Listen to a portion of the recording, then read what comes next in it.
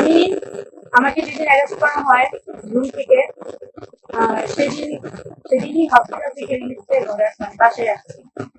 আমি টানা 4 দিন হসপিটালে ছিলাম। আমাকে অনেকে দেখতেও গেছিল, আমি অনেক অসুস্থ ছিলাম। আমি 25 তারিখ সকালবেলা 24 তারিখ সকালবেলা আমি হসপিটাল থেকে রিলিজ নিয়ে বাসায় এসে শরীর অনেক দুর্বল ছিল, তখন আমি ঘুমের ট্যাবলেট খেয়ে ঘুমাই। হঠাৎ করে রাত্রেবেলা উঠে দেখতেছি কি আমার আম্মু কান্নাকাটি করতেছে, রুম ভর্তি পুলিশ আর আসবে। তা আমি যখন ওনাদেরকে জিজ্ঞেস করলাম আপনারা কেন আসছেন, ওনারা বললো আপনার বিরুদ্ধে কাজ করেন। তো আমি পরে বললাম কাজ করেন। ওনারা লবণের প্যাকেট খুলে 50 কোটি টাকা খোঁজে, ওনারা বিছনার চাদর উঠে 50 কোটি টাকা খোঁজে। যাই হোক, পরে আমাকে ওনারা নিয়ে গেল, তখন প্রায় রাত 2টা বাজে। নিয়ে যাওয়ার পরে যখন থানায় আমাকে হস্তান্তর করা হলো, আমি টঙ্গী পূর্ব থানায় আমাকে নিয়ে যাওয়া হয়েছিল। যদি আমার মামলাটা কার্যকর থানায়, টঙ্গী পূর্ব থানায় যখন নিচে যে পুলিশ গুলা আমাকে দেখে সবসময় আপু বলে সম্মান করতো, তাদেরকে একবার রিকোয়েস্ট করছিলাম পা পর্যন্ত ধরে যে আমাকে জেলের ভিতর রাখেন না, আমাকে একটু বাইরে বসান, জেলের ভিতরে রাখলে আমি মরে যাবো। জেলের অবস্থা এত খারাপ ছিল। ওনারা আমাকে যে ব্যবহারটা করছে আমার সাথে, যাই হোক এই বিষয়ে বাড়ি দিই। তারপর যখন আমাকে কোর্টে নেওয়া হলো, আমার আম্মু এমন একজন মানুষ, সে মানে বাড়ি থেকে বাজার তুলতে চিনে না। না, আমার বাবা জামা দেখেছে 4 মাসের জন্য, আমার মার পাশে কেউ ছিল না। আমার মা সবার দাঁড়ে দাঁড়ে ঘুরছে কিভাবে আমার মেয়েকে বের করবো, কোন স্কুল ধরবো, কিভাবে কি করবো। 3 দিন পর দেবদূতের মতো অপু ভাই আসছে, গাজীপুরের আহ্বায়ক, অনেকেই আসছে, অপু ভাই, রাশেদ ভাই, রুদ্র ভাই, মহিন ভাই, মসিন ভাই, তাদেরকে আন্তরিকভাবে ধন্যবাদ, তারা আমাকে অনেক হেল্প করছে। কিন্তু আমি 11 দিন জেলে থাকায় যে পরিমাণ নির্যাতিত হয়েছি, আমার রিমান্ড 2বার হয়েছিল। প্রথম যখন আমি বৃহস্পতিবার মহিলা গাজীপুর জেলা কারাগারে যাই, রবিবার আমার জামিন দেওয়া হয় ম্যাজিস্ট্রেট কোর্টে, তখন ওইখান থেকে জামিন নামঞ্জুর করে রিমান্ড দেওয়া হয় আমাকে। ওই রিমান্ড শেষে যখন আমি কালকে পরশুদিন যখন কোর্টে যাই, তখন আমার মামলার যে আয়ু এটার কারণ, উনি আবার রিমান্ড চায়। উনি এভাবে রিমান্ড চাওয়ার জন্য আমি ভাবছি এবার রিমান্ড হবে না, এবার আমার জামিনটা হয়ে যাবে, কারণ 12 তারিখে আমার এক্সাম। কিন্তু উনি রিমান্ড যাওয়ার পরে আমার উকিলরা বেশ কিছু প্রমাণ দেখায়, আমি আমার পক্ষে আমার যথেষ্ট নির্দেশ হওয়ার প্রমাণ আছে। ম্যাজিস্ট্রেট যখন আয়োকে জিজ্ঞেস করে এজাহার নামা ছাড়া কি 1 নম্বর বিরোধীর পক্ষে বিরোধী কোনো প্রমাণ আছে, উনি আমার আয়ু বলে যে না, কোনো প্রমাণ নাই। আমার পক্ষে সমস্ত প্রমাণ যখন আমার উকিলরা ম্যাজিস্ট্রেট কাছে দেয়, ম্যাজিস্ট্রেট তাও আমার 2 দিনের রিমান্ড মঞ্জুর করে। আমার রিমান্ড মঞ্জুর আমার কোনো কষ্ট ছিল না। আমার 12 তারিখে পরীক্ষা, সেই পরীক্ষাটা দেখানোর পরে উনি আমার জামিন মঞ্জুর করে। তারপর আমার ভাইয়েরা ওইখানে যথেষ্ট আমার জন্য করছে, ওনারা না থাকলে হয়তো বা আমার রিমান্ড কখনোই এরকম নাম মঞ্জুর হয়ে জামিন দিত না। ওনাদেরকে আন্তরিকভাবে অনেক ধন্যবাদ। কিন্তু আমার কথা হচ্ছে যে আমি কোন রাজনৈতিক দলের না, আমি একজন অরাজনৈতিক ভাবেই সবসময় আন্দোলন করছি। কখনো এনসিপিতেও ছিলাম না, আওয়ামী লীগ তো নাই। আওয়ামী লীগ, এনসিপি, বিএনপি, জামাত, গণ অধিকার পরিষদ, এগুলো কোনো কিছুতেই আমি ছিলাম না। আমি শুধুমাত্র অরাজনৈতিক থেকে আন্দোলন করছি সবসময়। দেশের জন্য এতটুকু করার পরেও আমাকে 11 দিন যে পরিমাণ নির্যাতন করা হয়েছে, আমার ফ্যামিলির সাথে আমি একটা মিনিটের জন্য কথা বলতে পারতাম না, আমার সাক্ষাৎ বন্ধ করে দেওয়া হয়েছে। আমি বাইরে কি হয়েছে, আমার মা কার কাছে যেতেছে কিচ্ছু জানি না।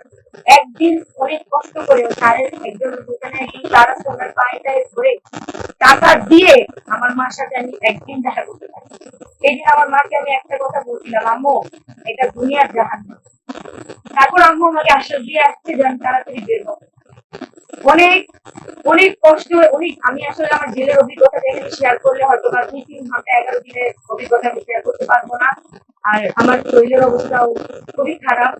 আমি এখানে আসছি শুধুমাত্র আপনাদের পক্ষে কিছুটা উত্তর দেওয়ার জন্য। আমি কিছু কিছু জিনিস হাইলাইট করি। যখন দুর্জয় বাংলাদেশ প্রতিদিনের সাংবাদিক, যদিও বাংলাদেশ প্রতিদিন থেকে বের করে দেওয়া হয়েছে, এখন কালবেলা সাংবাদিক, কিন্তু যখন আমার সাথে মামলায় এরকম হয়েছিল তখন উনি বাংলাদেশ প্রতিদিনের সাংবাদিক ছিলেন। উনি যখনই আপোষনামা নিয়ে আসে আমাদের কাছে, যখন দেখে যে ওনার বিরুদ্ধে আমার কাছে সব প্রমাণ আছে, তখন উনি আপোষনামা আমি ওনার বিরুদ্ধে একটা ধর্ষণ চেষ্টার মামলা লিখেছি, তার প্রমাণও আমাদের কাছে আছে। তখন উনি আপোষনামা নিয়ে আসে। আপোষনামা সাইন করি নেই, এটা অনেকের প্রশ্ন, কেন তাহারিমা আপোষনামায় সাইন করলো না? ওই আপোষনামায় কি লেখা ছিল আপনারা আগেও জানেন? ওই আপোষনামায় লেখা ছিল আমি ওকে কিডন্যাপ করছি, কিডন্যাপ করে গাজীপুরে নিয়ে আসছি, মারধর করছি, এমনকি ওর বাইক এবং মোবাইল ফোন সবকিছু ছিনাই নিয়ে ওকে মানে টাকা পয়সা নিয়ে কত টাকা লিখছে, 50,000 টাকা, 50,000 টাকা নিয়ে ওকে ছেড়ে দিচ্ছে। কিন্তু ওই ভিডিওতে এসে বছর থেকে 50 কোটি টাকা নিচ্ছি। ওই ফকিরের বাচ্চার কাছে 50 কোটি টাকা আসলো কিভাবে? ফকিরের বাচ্চা 50 কোটি টাকা, ওর অফিসার 50 প্রতিদিন অফিসারের কাছে 50 কোটি টাকা আসতো, বুঝতে পারবে 50 কোটি টাকা তারপর এই মামলা আমাকে যখন আপোষনামায় এত কিছু লেখা, তখন আমি বলছি আপনারা যা যা লিখছেন তার একটাও আমি করিনি, আমি আপোষনামায় কেন সাইন করবো? ওখানে আমার সাথে আরো 3 জন, এই মামলার আসামি হচ্ছে মোট 4 জন, 1 নম্বর বিবাদী আমি, প্রধান আসামি আমি, আমাকে বানানো হয়েছে। তো ওইখানে উনি যা যা উনি আমাকে 6টা ধারা দেওয়া হয়েছে। 6টা ধারার মধ্যে কি কি ধারা আপনারা শুনলে অবাক হবেন? মামলা বাণিজ্য, প্রতারণা, চাঁদাবাজি, মারধর, চুরি, এই ধারাগুলো কোনোটাই আমি কখনো করি নাই। কিন্তু উনি এইভাবে ধারাটা নেওয়ার ওই আয়ু, আমার মামলা যে আয়ু এসআই ফারুক, ওনাকে আসলে টাকা না দেওয়ার জন্যই উনি বারবার রিমান্ড চায় আমার। 2বার কোর্ট হলো, 2বারই আমার রিমান্ড দেওয়া হলো, রিমান্ড মঞ্জুরও হইলো। যেখানে আমাকে কোর্টে দেখানো হইলো যে আমার পরীক্ষার সামনে এবং আমার বয়স 17 বছর, তাও 2বার আমার রিমান্ড মঞ্জুর হয়েছে কোর্ট থেকে। তারপর মামলার আয়ু স্বীকারোক্তি দিতে যে আমার মার কাছে হচ্ছে উপর লেভেল থেকে চাপ আছে। আমি আসলে জানতে চাই উপর লেভেলে কে আমাকে জেল থেকে চাপ দেয় না। এটা আমাকে অনেক আগেও বলা হয়েছে যে ওই দুটো যখন মামলা লিখাইতে যায় তখনও সেম কথাটা শুনছি, উপর লেভেলের আদেশ আছে, উপর লেভেলের আদেশ থেকে আমাকে মামলায় ফাঁসানো হয়েছে। অথচ যখন ম্যাজিস্ট্রেট জিজ্ঞেস করলো আমার আয়ুকে যে 1 নম্বর বিবাদীর পক্ষে কোনো প্রমাণ, বিপক্ষে কোনো প্রমাণ আপনার কাছে আছে, উনি বললো না, তাহলে কেন আমার রিমান্ড মঞ্জুর হইল? এই প্রশ্ন আমাদের ম্যাজিস্ট্রেটের কাছে। তারপর আমার যখন এইভাবে যখন আমাকে কারাগারে রাখা হয়েছে, অনেক এই অভিজ্ঞতাগুলো আমি আপনাদের সাথে শেয়ার করবো। আমি আসলে শারীরিক মানসিক ভাবে অনেক অসুস্থ হয়ে আছি। আমি আসলে এটাই বলবো যে আপনারা যদি ভিডিও গুলো একটু খেয়াল করেন, যে প্রমাণ গুলো ছাড়ছি নেটে, ও যদি, আচ্ছা আপনাদের কাছে আমার একটা প্রশ্ন, আপনারা তো এখানে সবাই সাংবাদিক, আপনারা ঢাকায় সাংবাদিক, আপনারা যখন গাজীপুরে যাবেন অবশ্যই আপনার অফিসকে ইনফর্ম করবেন। তাহলে ও যদি আসলে নিউজের কথা বলে, আমি যদি নিউজের কথা বলে গাজীপুর নিয়ে যাই, ও কেন অফিসকে ইনফর্ম করলো না? ওই অফিসকে ইনফর্ম না করেও গেছে, এই জন্য বাংলাদেশ প্রতিনিধি ওকে বের করে দিচ্ছে, এতটুকু সেন্স আপনাদের অবশ্যই আছে।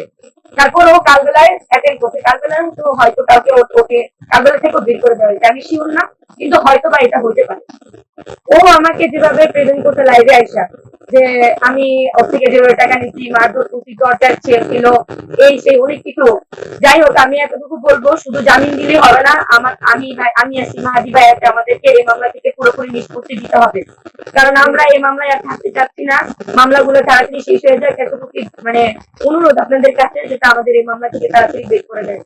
আরেকটা কথাই বলবো, শেষ কথা, যে হচ্ছে আমি আমার সহযোদ্ধা ভাইরা ভাইরা আমার জন্য যা করছে তার জন্য অত্যন্ত ধন্যবাদ। কিন্তু আমি আমার ভাইদেরকে তখনই বলছি, বের করলে প্রথমেই বের করতেন, বা 11 দিন পর বের করে আত্মরা লাশ করে বের করতেন, হয়তো লাশ বের করতেন, আত্মরা করে আমাকে বের করা হয়েছে। এই 11 দিন আমার কাছে জেলটা ছিল টর্চার সেল। এক কথায় ওই আমার কাছে জেলটা ছিল টর্চার সেল। আমাকে যেভাবে মানে অত্যাচার করা হয়েছে, এটা যদি বর্ণনা আপনাদেরকে দিই তাহলে 2 ঘন্টা আমার বক্তৃতা শেষ হবে না। আর আমার বলার মতো মানে সিচুয়েশনও নেই। আমি এতটুকুই বলবো, আজ যে এত সাংবাদিক আসছে একটাবার আমাদের কথা শোনার জন্য, এই মামলা যখন চলে আমি সব সাংবাদিকের পায়ে ধরে বলছি, ভাই একটা নিউজ করেন যে কেন আপোষনামা নিয়ে আসলো। আপনাদের মনে কি প্রশ্ন জাগে নাই? বিবাদী আপোষনামা নিয়ে যায়, বাদী কেন আপোষনামা নিয়ে গেছে? আপনাদের মনে কি প্রশ্নটা জাগে নাই?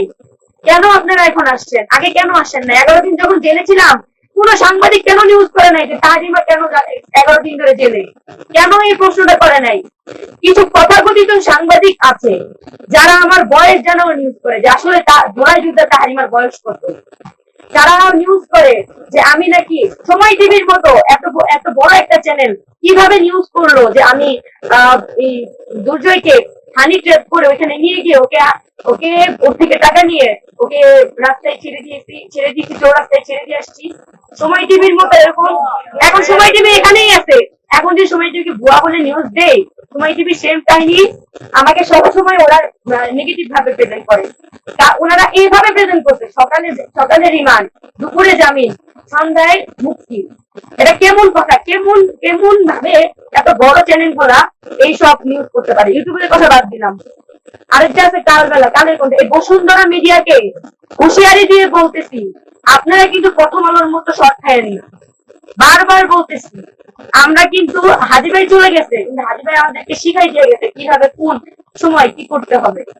আপনারা দয়া করে, এতটুকু আপনাদের কাছে রিকোয়েস্ট, আপনারা ভালো হয়ে যান, নয়তোবা আপনাদের উপর আবার স্টুডেন্ট বা আমাদের যে ক্ষোভটা সেটা প্রকাশ হয়ে যাবে অতি শীঘ্রই। আমাদের আসলে জেলে নেওয়ার ব্যাপারটা আরেকটা কথা। আমার সাথে জেলে আরেকটা মেয়ে ছিল, সে হচ্ছে জগন্নাথ ইউনিভার্সিটির স্টুডেন্ট, তানজিলা তাবাসসুম, অর্থনীতি নিয়ে পড়তেছে সেকেন্ড ইয়ারে। ওই মেয়েটাকে পুরো গুম করে রাখা হয়েছে। আমার ফ্যামিলি তো জানতো যে আমি জেলে, কিন্তু ওর ফ্যামিলি জানে ও হলে, ওর ইউনিভার্সিটি স্টুডেন্টরা জানে ও বাসায়। এইভাবে স্টুডেন্টদের মুখ কেন বন্ধ করা হচ্ছে? ওই মেয়েটাও সেম মেয়েকে এভাবে জেলে গুম করে রাখা হয়েছে, ওর ফ্যামিলিও জানে না, ওর ইউনিভার্সিটিও জানে না। এইভাবে আমাদের কণ্ঠরোধ করে রাখা হয়েছে কেন? কে এই উপর লেভেলটা কে, যার জন্য আমাকে আমার ফ্যামিলির সাথে সাক্ষাৎ বন্ধ করে এভাবে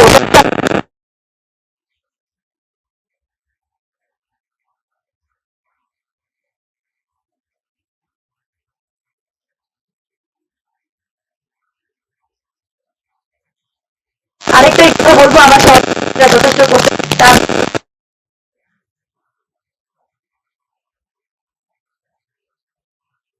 মনে পড়তেছে না। আমি এমনি অনেক অসুস্থ, আপনারা যখন দেখি আমার চেহারা দেখে হয়তো বা আমার অঙ্গভঙ্গি দেখে বুঝতে খুব কষ্টে আসছে আপনাদের কিছু কিছু প্রশ্নের উত্তর দেওয়ার জন্য। ইনশাআল্লাহ আমি সুস্থ হয়ে গেলে আপনাদেরকে আমার জেলে কিভাবে টর্চার করে হয়েছিল সব কিছুই বলবো। এই বক্তব্য